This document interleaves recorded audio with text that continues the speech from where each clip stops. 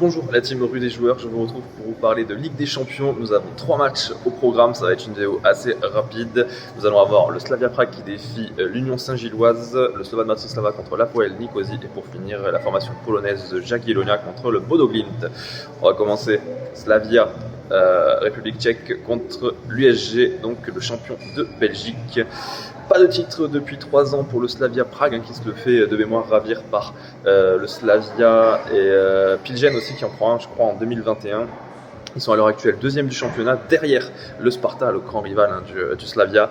L'USG de son côté est deuxième du championnat belge l'an dernier. Ils étaient largement leaders lors de la phase, lors du classement général. Ils se sont fait prendre la première place, ils se sont fait chipper la première place par le Bruges FC. Victoire en coupe toutefois pour l'USG, toujours dans l'optique cette équipe de participer pour la première fois à la Ligue des Champions, auteur de très bons parcours en Ligue Europa.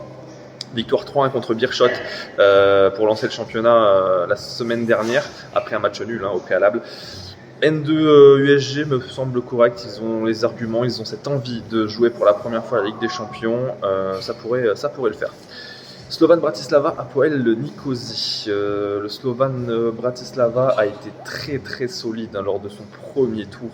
Lors de son deuxième tour, premier tour, il gagne le FC Struga 4-2, 1-2. Et au deuxième tour, ils ont tapé la formation tchèque du NK 7G 1-1 et surtout 5-0 lors du match retour à la maison. Formation slovène, 5-0. Terrible parce que le NKCLG c'est quand même une très belle équipe.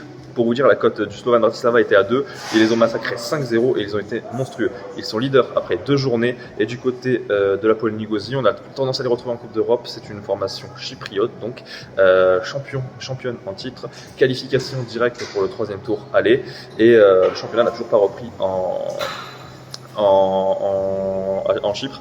Une cote à 2,14 pour ma part en faveur du Slovan Bratislava à la maison, c'est très costaud comme je vous l'ai dit, ils ont massacré le NK7G 5-0, ça pourrait le faire tous les jours. On va terminer cette dernière affiche, cette dernière petite carte avec le Jagiellonia contre Bodo Glimt. Bodo Glimt, on va commencer par les visiteurs, vous avez l'habitude de les retrouver régulièrement en Coupe d'Europe ces derniers temps.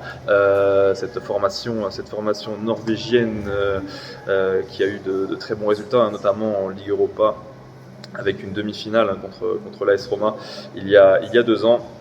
Le Jagiellonia de son côté, c'est 14e, c'est la belle histoire en Pologne, c'est 14e en 2023, jamais un titre, et l'an dernier, il remporte pour la première fois le titre en Pologne. Donc, la très belle histoire, un leader à l'heure actuelle après 3 journées.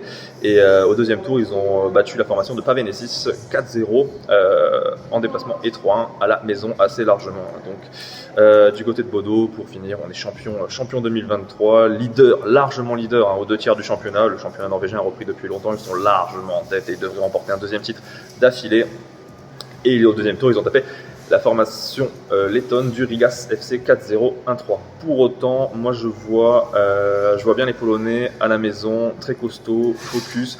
Bodo, c'est une équipe qui est monstrueuse à la maison, qui a souvent de très bons résultats. En revanche, ça a toujours pêché en déplacement. Jamais de très gros résultats, jamais une irrégularité exceptionnelle. Pour ma part, Jagiellonia à la maison, ça peut le faire. Voilà les amis, j'en ai terminé. On va partir avec Unibet qui vous propose un bonus de 100 € en crédit de jeu non retirable. Et au préalable, sans dépôt, vous avez les 10 € offerts. N'oubliez pas de renseigner le code RDJGOLD en majuscule. C'est toujours ça de prix.